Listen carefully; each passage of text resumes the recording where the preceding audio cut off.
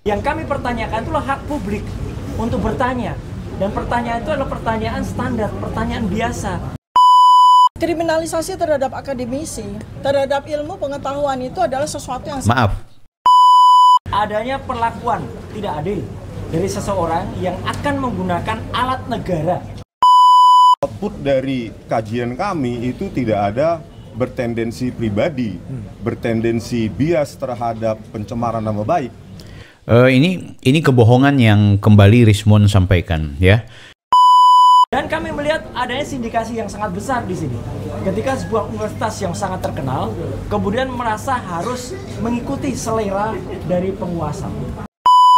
Guys, seseorang yang dengan sengaja di hadapan umum, di ruang publik, termasuk dalam hal ini mungkin media sosial, ya, dengan sengaja menyerang kehormatan dan nama baik seseorang, kemudian dengan menuduhkan terhadap orang tersebut sesuatu yang bisa saja benar dan bisa saja mungkin keliru, itu adalah sebuah pelanggaran loh, dan itu potensinya adalah pidana. Nah, ini sebenarnya lah yang terjadi ketika kemudian Rismond, Roy Suryo, Tifa, TPUA, kelompok-kelompok mereka yang memang anti kepada Pak Jokowi dan menyerang kehormatan seorang Joko Widodo, mantan presiden ke-7 kita. Terus, apa yang menjadi dasar Tifa, Roy Suryo, dan juga Rismond yang menyebut bahwa mereka ini sedang melakukan kerja-kerja akademik, kerja-kerja ilmu pengetahuan yang mana mereka merasa dikriminalisasi oleh Pak Jokowi ketika Pak Jokowi kemudian melaporkan tindakan-tindakan mereka itu sebagai upaya atau tindakan yang melanggar hukum. Nah guys, kita akan bahas dan saya akan share kepada teman-teman. Kita akan lihat apa nalar yang menurut saya agak bermasalah dari Rismond, dari Roy Suryo, dan juga Dr. Tifa ketika kemudian mereka membuat konferensi pers pasca keluar dari gedung Komisi Nasional Hak Asasi Manusia Komnas HAM.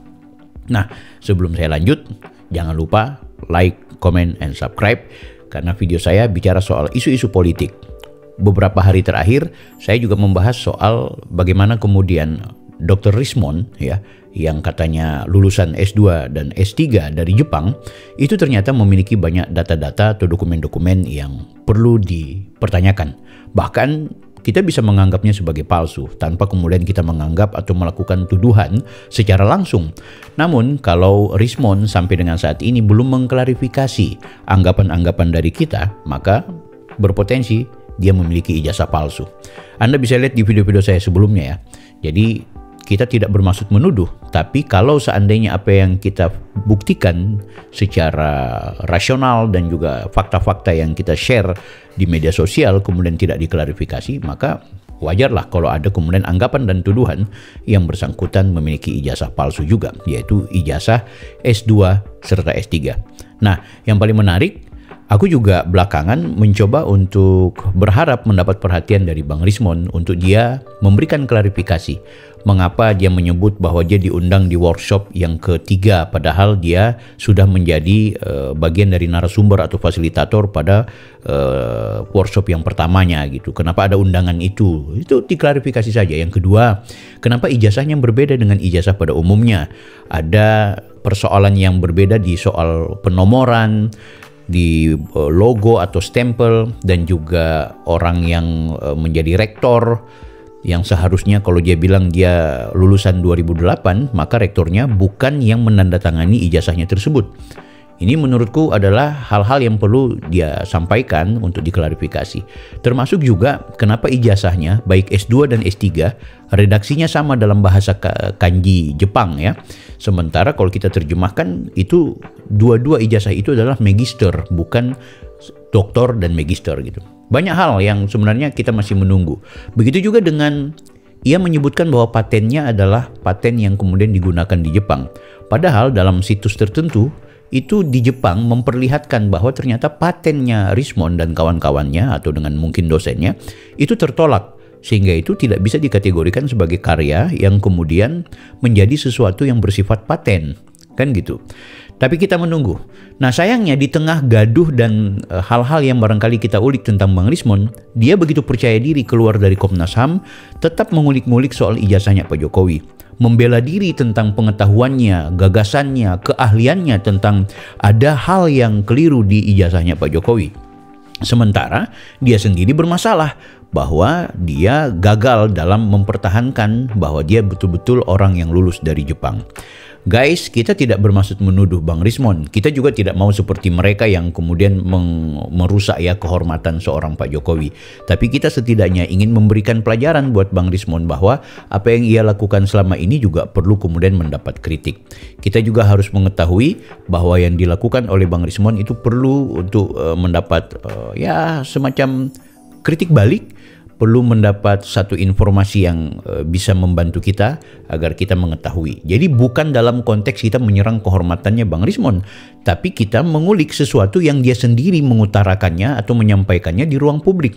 Beda Pak Jokowi. Pak Jokowi tidak menyampaikan sesuatu di ruang publik, tapi kemudian dia mengulik-ngulik sesuatu yang sebenarnya tidak pernah di-share oleh Pak Jokowi. Kalaupun yang dia ulik adalah sesuatu yang sudah ter-share itu atau terpublikasi, ya itu sekali lagi bukan barang yang dikeluarkan oleh Pak Jokowi. Nah, sementara Bang Rismon langsung secara online dia perlihatkan tentang betapa dia memiliki ijazah yang sebenarnya kalau kita kritik itu bermasalah. Oke guys, sebelum kita diskusi lebih panjang, saya mau perlihatkan dulu ke kalian ini pernyataan-pernyataan dari Roy Suryo, Tifa, dan Rismon yang perlu kita ulik, perlu kita bedah apakah pemikiran ini adalah pemikiran yang rasional atau tidak. Ini ya guys. Dari Komisi Nasional Hak Asasi Manusia adalah menjamin hak asasi dari manusia rakyat Indonesia itu sendiri. Yang kami rasakan adalah adanya perlakuan tidak adil dari seseorang yang akan menggunakan alat negara untuk kemudian menyalahgunakan undang-undang yang sebenarnya digunakan bukan untuk tujuannya. Jadi jelasnya adalah undang-undang. Nah, ini semakin melebar guys ya, semakin melebar yang dia sampaikan Bang Roy Suryo ini. Akhirnya bukan lagi soal isu ijazah palsu, tapi adalah tuduhan baru lagi ya. Walaupun dia menyampaikan itu adalah dugaan, tapi arahnya sudah menuduh nih bahwa Pak Jokowi menggunakan kekuasaan. Kekuasaan apa? Oke, Pak Jokowi secara afiliatif memang adalah ayah dari wakil presiden. Dan kemudian Pak Jokowi mantan presiden. Tapi itu kan selama sesuatu itu tidak bisa dibuktikan, tidak boleh dong kita sekedar beropini yang kemudian menggiring publik. Akhirnya ada mosi tak percaya publik kepada aparat penegak hukum. Itu yang pertama. Yang kedua, ini adalah cara ngelesnya Bang Roy Suryo dan kawan-kawan ya, dari isu ijazah palsu dan tindakan yang mereka lakukan yang abnormal, kemudian akhirnya digiring agar kemudian kita memahami Pak Jokowi itu orang jahat. Ini semakin melebar ya. Jadi kalau mau bicara Komnas HAM, seharusnya dia juga memahami hak asasi seorang Bapak Joko Widodo. Oke, ini yang kemudian perlu kita pelajari lagi. Oke, kita cek lagi ya. ITE yang alhamdulillah saya termasuk perancangnya sama dengan rekan-rekan itu tidak digunakan untuk itu, tapi dipaksakan untuk kemudian digunakan menjerat masyarakat biasa yang kemudian bahkan tujuannya adalah sebenarnya untuk ilmu pengetahuan. Guys, Bang Roy Suryo ini punya tipe narsistik, eksistensialis, ingin diakui sebagai orang yang berjasa dalam banyak hal. Nampaknya beliau ingin menunjukkan bahwa kontribusinya dalam konteks perancangan undang-undang, bahwa dialah yang mengetahui segala hal yang berkaitan dengan proses itu. Dia lupa ketika undang-undang ini sudah disahkan, maka penerapannya itu dikembalikan atau diberikan kepada pihak yang berwenang, bukan semau dewe dalam tafsirnya dia. Memang benar di satu sisi bahwa undang-undang itu tidak bermaksud untuk menjerat ya orang yang kemudian dalam konteks ini warga negara Indonesia. Tapi kalau dia warga negara Indonesia kemudian dicocokkan atau ditempatkan sebagai pelaku kriminal yang berdasarkan pasal itu, mau dia apa? Kan gitu. Bukankah kalian menyerang kehormatannya Pak Jokowi? Bukankah kalian merusak namanya Pak Jokowi dengan menuduh Pak Jokowi sebagai orang yang melakukan tindakan kejahatan? Dan itu adalah sebuah pelanggaran dalam kita tahu dalam mekanisme dan dalam aturan undang-undang kita itu sudah diatur ya. Kita juga tahu bahwa dalam undang-undang kita ada namanya undang-undang ITE ya, itu perlu kita hormati. Itu jangan kemudian menjadi legitimasi untuk mereka memahami seolah-olah menjadi sesuatu yang lumrah untuk menghina orang di ruang publik. Kan gitu. Mereka bukan sedang mempertanyakan sesuatu, melainkan mereka sedang bertindak menghancurkan harga diri orang lain, yaitu harga dirinya Pak Jokowi. Ya guys ya, aku pikir mudah-mudahan kita bisa memahami apa yang disampaikan oleh Bang Roy Suryo itu sebenarnya juga keliru ya. Itu logical fallacy. Oke, kita masih akan dengarkan dulu pernyataan-pernyataan Bang Rismon. Yang kami pertanyakan itulah hak publik untuk bertanya.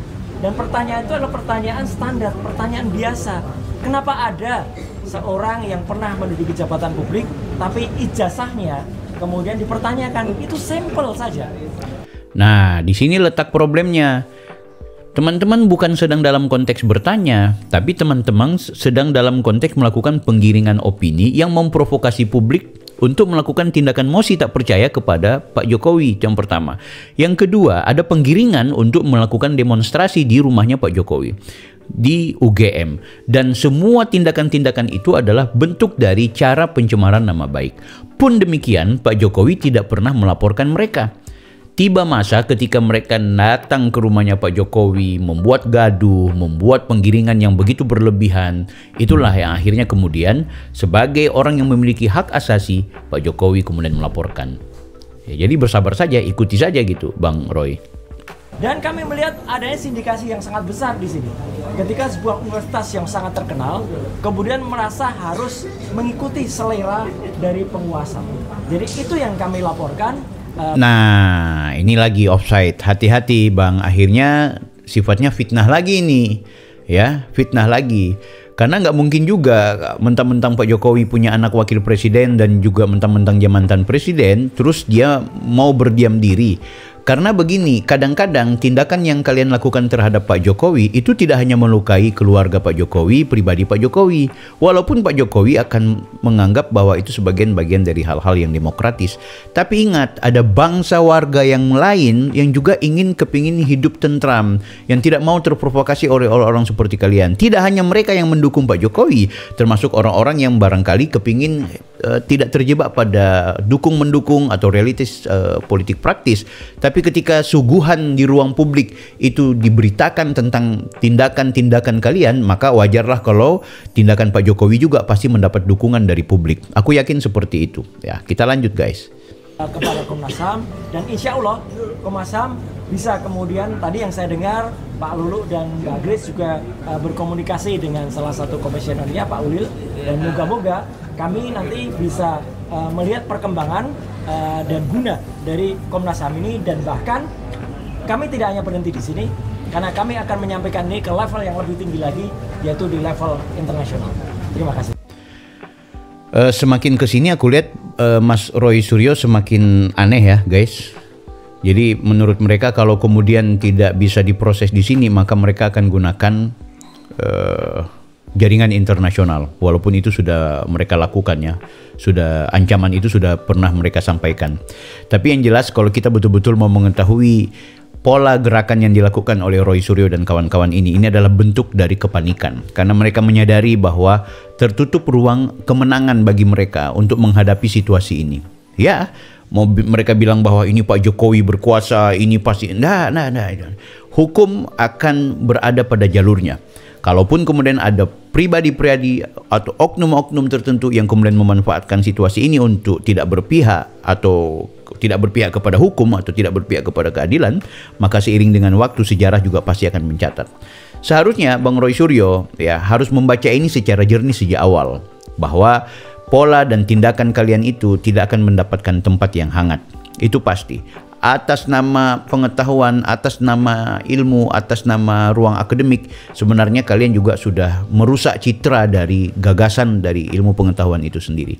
Nah guys, yang kedua kita dengarin ini, si Rismon, dia mau bilang apa di tengah dia punya posisi yang juga bermasalah secara akademik. Silancia Nipar ya, terlapor juga.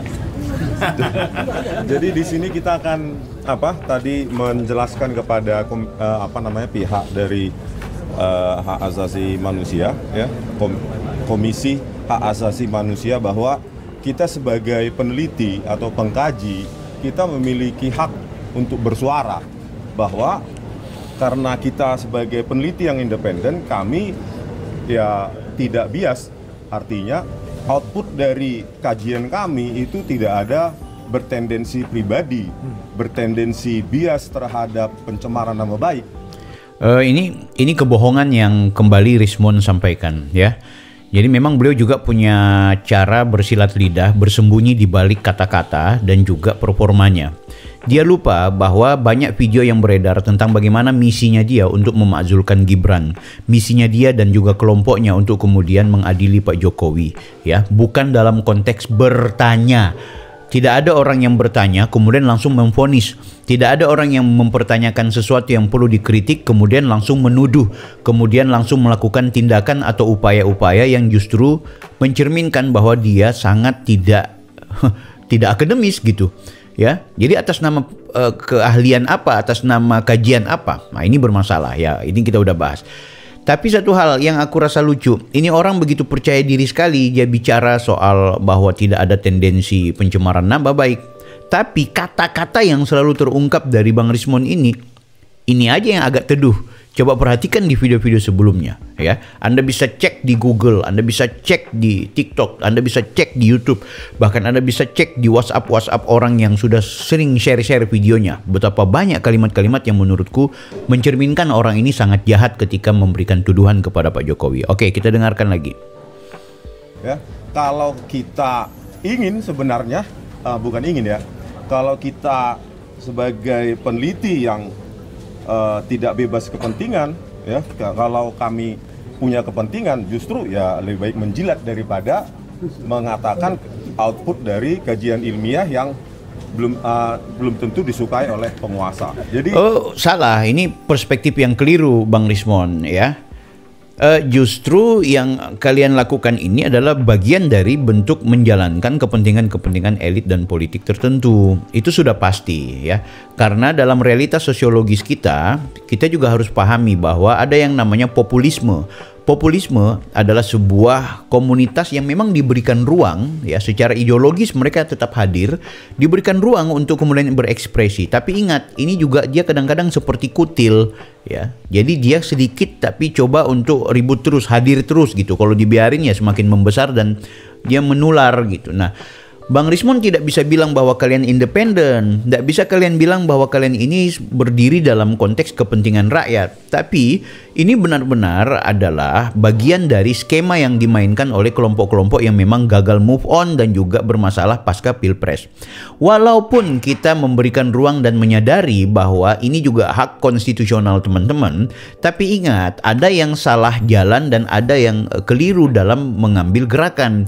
Yaitu apa? Dalam bahasa gua, kalian ini sudah memperkosa ilmu pengetahuan atas nama keahlian, atas nama mengkaji, atas nama ruang akademik, kemudian menyerang pribadi seseorang yang sebenarnya tuduhan-tuduhan itu juga ternyata tidak bisa kemudian dikemukakan secara fakta hukum, ya. Walaupun kalian bilang loh kalau ruang akademik dan ruang ilmu pengetahuan kan itu bebas nilai, dia tidak bisa kemudian diambil dalam ranah hukum. Yes, tapi ingat, ilmu pengetahuan juga harus berelaborasi dengan yang namanya kehidupan sosial dan kehidupan yang mengatur kehidupan kita ini. Apa? Yaitu hukum juga, ya. Berarti jangan kemudian seolah-olah menganggap hukum itu tidak ilmiah, hukum itu tidak objektif. Gak bisa seperti itu. Karena dasar-dasar hukum itu sendiri juga membutuhkan ilmu pengetahuan. Namun demikian tidak bisa akhirnya kita pisahkan mana ilmu pengetahuan, mana hukum. Itu nggak boleh dong. Ya, kenapa? Artinya kalaupun ada kajian-kajian ilmiah, itu tetap harus menghormati norma-norma yang perlu diberikan semacam batasan sehingga kita pun tidak terjebak pada kerja-kerja yang sifatnya offside. Aku lihat seperti itu, Bang Rismond. Ya, minta maaf. Sekali lagi ya, bahwa di dalam ilmu digital forensik itu ada yang dinamakan dengan fake document analysis, ya. Jadi outputnya hanya ada dua, bahwa outputnya itu autentik atau fake. Nah, kebetulan ya kajian saya ya terutama dan Pak Roy, walaupun kami tidak saling berkoordinasi karena jarak ya, dan juga pernah berseberangan di kasus Jessica Wongso, jadi memang penelitian kami mengkonfirmasi bahwa lembar pengesahan skripsi Joko Widodo itu adalah sebuah dokumen yang fake berdasarkan kesesuaian penggunaan teknologi, yaitu teknologi penggunaan teknologi font yang jauh di atas tahun 1985 yang diakui Pak Jokowi lulus tahun itu. Gitu. Jadi, nah, di sini letaknya, Bang. Di sini letaknya.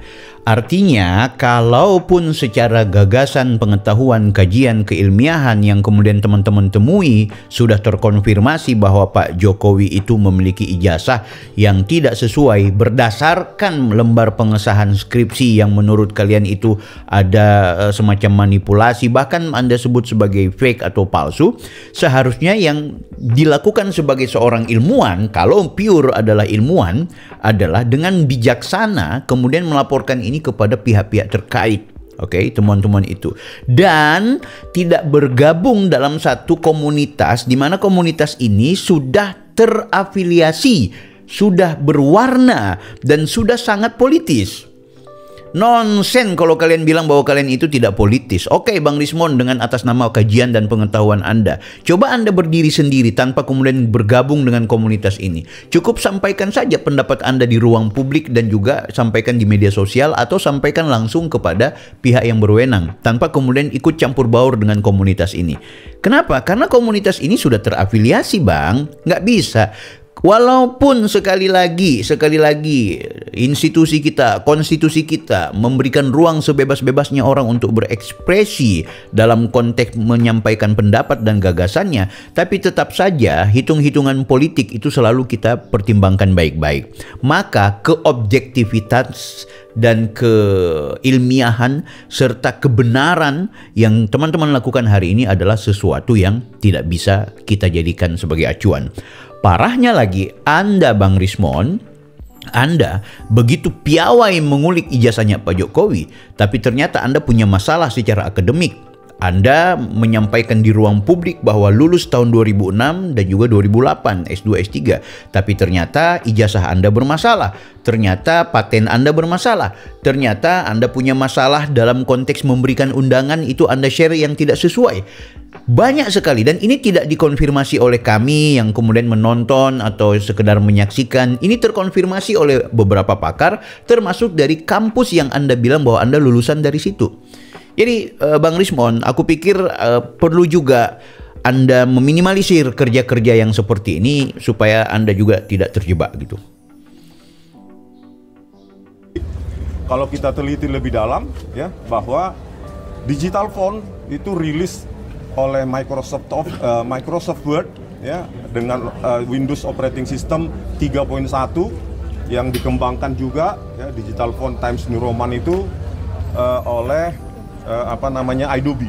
Ya. Mereka mengembangkan untuk teknologi apa yang dinamakan dengan PostScript. Nah, dengan teknologi PostScript tersebut mengadopsi apa yang dinamakan dengan persamaan polinomial kurva Bezier. Nah, disitulah guys, kalau aku perhatikan gayanya Bang Rismon yang punya kemampuan yang itu membuat para pengikutnya atau orang-orang terkesima dengan kemampuan dan keahliannya. Tapi kan patah. Kenapa aku bilang patah? Dua unsur tadi. Pertama adalah unsur politis, yang kedua adalah unsur personalnya dia, yaitu dia juga gagal secara akademik. Bagaimana mungkin orang fasik, orang yang sebenarnya bermasalah, punya noda, itu dijadikan rujukan? Itu bermasalah Bang Rismon. Jadi nggak bisa dalam ilmu pengetahuan. Cara dan pola seperti ini juga tidak bisa kita pakai, kan gitu. Ada syarat orang layak untuk dijadikan sebagai rujukan untuk menjadi tempat untuk kita pertanyakan, untuk kita diskusi, kan gitu. Maka ilmuwan seharusnya dia tidak hanya menjaga pengetahuannya, tapi juga menjaga kewibawaannya, termasuk menjaga kejujuran, kan gitu. Abang kan sampai sekarang belum bisa memberikan klarifikasi kepada publik, ya. Kenapa ijazahnya abang seperti itu? Kita nggak mengulik-ngulik ijazahnya abang untuk mencari-cari kesalahan, nggak. Karena abang memperlihatkan. Karena kami merasa penting. Oh, supaya kami percaya kepada Rismon Sianipar sebagai seorang ahli, kita harus pelajari track recordnya. Bagaimana ijazahnya, bagaimana pengetahuannya, bagaimana kemampuan akademiknya, bagaimana kejujurannya. Nah, kalau semua itu juga bermasalah, bagaimana mungkin kami akan mengikuti tradisi Anda? Itu seperti itu, guys. Ya, kita ke Dr. Tifa ya, dengarkan juga dia ini. Ya, baik, saya Dr. Tifa dengan ini menyampaikan bahwa kriminalisasi terhadap akademisi, terhadap ilmu pengetahuan itu adalah sesuatu yang... Maaf, cukup di sini aja. Aku nggak mau panjang-panjang sama Dr. Tifa. Cukup di sini aja. Aku langsung mau tanya ini. Di sisi mana kita bisa menyebutkan bahwa Dr. Tifa ini orang yang masuk dalam kategori akademisi? Halo Bu, Anda 3 kali masuk di sebuah universitas untuk sekolah S3, tapi ternyata 2 diantaranya mengundurkan diri, 1 itu dinonaktifkan oleh kampus. Kemudian bagaimana mungkin Anda mau mengatakan sebagai akademisi? Anda juga masuk di kampus lain, Universitas Pajajaran, tapi statusnya cuti. Kenapa Anda cuti? Karena memang sekarang Anda lagi sibuk mengurusi ijazahnya orang. Anda sendiri punya masalah secara akademik. Parahnya lagi, Anda mengakui bahwa Anda itu doktor. Dengan apa? Dengan banyak sekali orang memperkenalkan ini adalah dokter, Anda amini. Begitu juga ketika Anda bicara di UGM, Anda adalah doktor dari UI, Anda amini. Yang itu Anda sendiri yang sampaikan, ada bukti videonya. Anda juga menyampaikan di media sosial Anda tertulis D besar R kecil, itu doktor. Padahal Anda belum pernah memiliki ijazah dari S3. Jadi bagaimana mungkin Anda mau mengatasnamakan sebagai akademisi? Bagaimana mungkin Anda mau mengatasnamakan sebagai ilmuwan? Guys, sampai di sini, mari sama-sama kita mesti tak percaya terhadap mereka yang menjilat atas nama pengetahuan. Siapa yang mereka jilat? Yang mereka jilat adalah kelompok-kelompok yang gagal move on terhadap seorang Pak Joko Widodo. Saya Bang Bil, kita berjumpa di video berikutnya. Jangan lupa like, comment, and subscribe. Offside.